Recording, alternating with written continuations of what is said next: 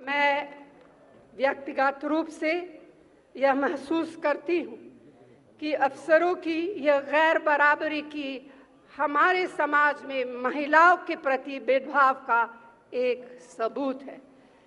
पिछले कुछ वर्षों में हमने महिलाओं के लाखों स्वयं सहायता समूह बनाने में मदद की है, जो सारे देश में करोड़ों महिलाओं की जिंदगी में बेहतर बदलाव ला रहे हैं।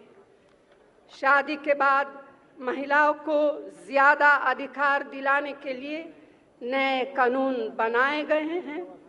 महिलाओं और बच्चों के साथ होने वाले यौन अपराधों और महिलाओं के साथ घरेलू हिंसा के खिलाफ ज़्यादा सख्त सज़ा का प्रावधान किया है। हमारा संसदीय लोकतंत्र कई स्तरों पर फलता फूलता है।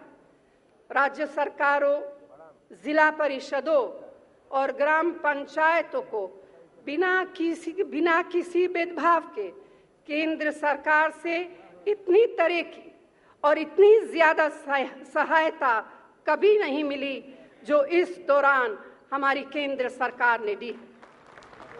राजनीति मतभेद को किनारे रखते हुए इस नई साझेदारी से एक बड़ी तादाद में विकास योजनाएं चली और मैं एक सवाल पूछना चाहती हूँ।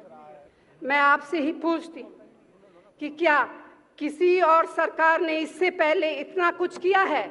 आप बताइए। नहीं किया है। हमें ये कहने में कोई संकोच नहीं होना चाहिए। तमाम मुश्किलों और विपक्ष की अनेक बाधाओं और गैर जिम्मेदार रवैये के बावजूद प्रधानमंत्री डॉक्टर मनमोहन सिंह जी ने अपने लक्ष्यों पर स्थिर रहकर पूरी गरिमा के साथ 10 वर्षों तक सरकार का नेतृत्व किया है। तमाम दुष्प्रचार, गलत बयान और झूठे आरोपों के बावजूद हमारी पार्टी और सरकार मजबूती के साथ जमीन पर अपने पैर जमाए रही और अपनी नीतियों और कार्यक्रमों पर अडिग रही। इन सब बातों के साथ मैं महसूस करती हूँ कि एक और सबसे बड़ा खतरा जो हमारे देश के ताने बाने को है, वह सांप्रदायिक शक्तियों और विचारधाराओं से है। कांग्रेस का रास्ता हमेशा लोगों को एक दूसरे से जोड़ने का रहा है। उनकी मिलीजुली राष्ट्रीय पहचान के गर्व के साथ सबको एकता के सूत्र में बांधने का रहा है। यह हमारी आस्थाओं और विश्वासों की अनेकता को आदर देने का रहा है। यही भारत की स्थायी परंपरा है। और हमारे मुख्य राजनीतिक विपक्षी का रास्ता क्या है? मैं आपको बताती हूँ क्या है। आप खुद जानते हैं। यह समाज को बांटने और सांप्रदायिक आधार पर अलग अलग करने का है। यह कट्टरता और द्वेष फैलाने का है। यह एकता के नाम पर एक रूपता थोपने का है। यह दिखावटी नरमी के नकाब के पीछे अपना असली चेहरा छिपाने का है। यह हमारे नेताओं की निंदा करने और उनके ऊपर झूठे आरोप लगाने का है और यहाँ तक कि यह रास्ता हिंसा भड़काने का है। इस तरह की विचारधारा को कैसे बर्दाश्त किया जा सकता है? एक कांग्रेस जन के रूप में हमें ये कहते हुए गर्व होना चाहिए कि हमने इस तरह की सांप्रदायिक विचारधाराओं को के साथ कभी समझौता नहीं किया। इनके खिलाफ हमेशा संघर्ष किया है। सेक्युलर रूप और प्रकृति ही हमारे देश की सबसे बड़ी पहचान है।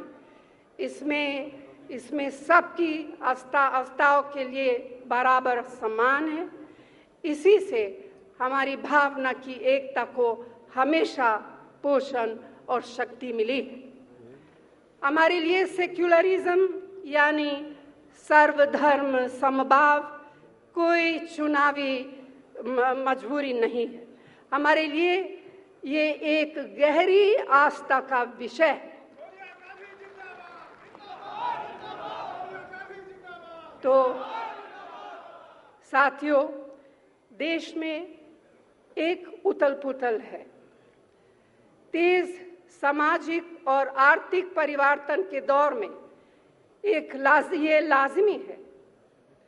जब आकांक्षाओं से भरी हुई एक नई पीढ़ी चाहती हो कि उसकी आवाज़ सुनी जाए, तब यह उचित ही है।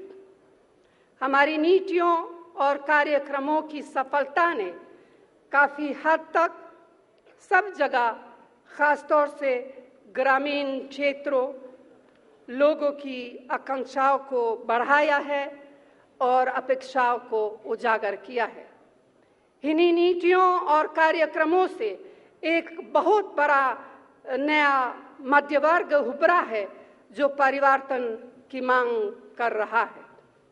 कई बार यह लगता है कि इन आकांक्षाओं और अपेक्षाओं को पूरा करने में कुछ कमी रह गई है। इसके लिए मैं अपने महान संगठन की तरफ से, जिसका नेतृत्व करने का सम्मान मुझे मिला है, मैं सभी लोगों से कुछ नरम रुख अपनाने का अनुरोध करती हूँ।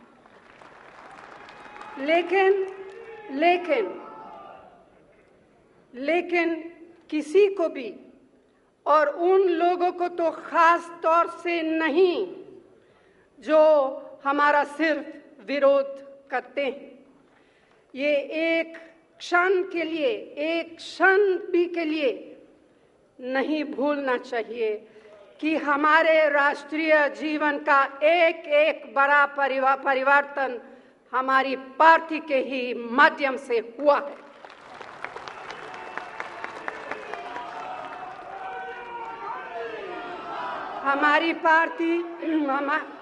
हमारी पार्टी ने ही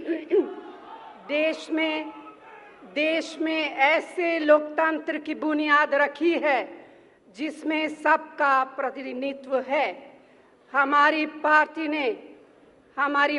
ने ही अपने देश को कृषि, उद्योग, विज्ञान, तकनीक और उद्यम का शक्ति केंद्र बनाया है।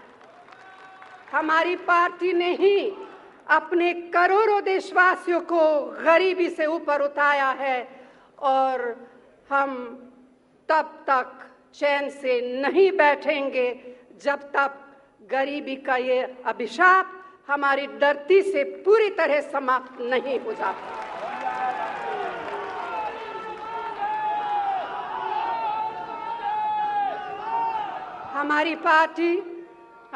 हमारी पार्टी ही अकेली ऐसी पार्टी है जो चुनाव में चाहे जीते या हारे, लेकिन वह हर गांव, हर बस्ती और हर मोहल्ले में साफ साफ मौजूद है। हमारी पार्टी के लाखों कार्यकर्ताओं ने अपनी पार्टी का झंडा हमेशा ऊंचा रखा है। हमारी पार्टी के लाखों कार्यकर्ताओं ने बिना किसी निजी स्वार्थ के अपनी सुख सुविधा और किसी पुरस्कार की परवाह किए बिना पार्टी को शक्ति दी है, आशा और आत्मविश्वास दिया है।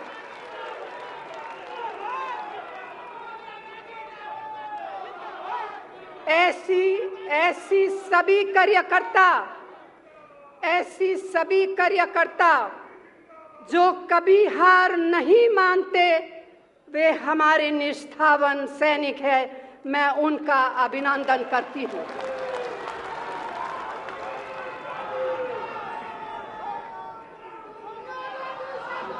साथियों, हमने अपने लंबे और रंग बिरंगे इतिहास में अनेक उतार चढ़ाव देखे हैं। हमने जीत भी देखी है और हार भी झेली है। राजनीति में इनसे बचा नहीं जा सकता, लेकिन अपनी एक खूबी हमने कभी नहीं छोड़ी और वह खूबी है अपने को हमेशा जीवंत बनाए रखना और बदलती हुई परिस्थितियों में जोरदार तरीके से आगे बढ़ना है। एक और भावना है जिसने हमेशा हमारा साथ दिया है और वह है हमारी लड़ने की हिम्मत। मुझे आशा ही नहीं, पूरा भरोसा है कि आने वाले दिनों में हमारा यह हौसला और ज्यादा मजबूत होगा। आने वाली चुनौतियों का हम डट कर मुकाबला करेंगे। हम सबका संकल्प एक होगा। हम सबका संकल्प एक होगा। हम सबकी वाणी एक होगी। हम सबका कर्म एक होगा और संघर्ष में हमारी जीत होगी। जय हिंद।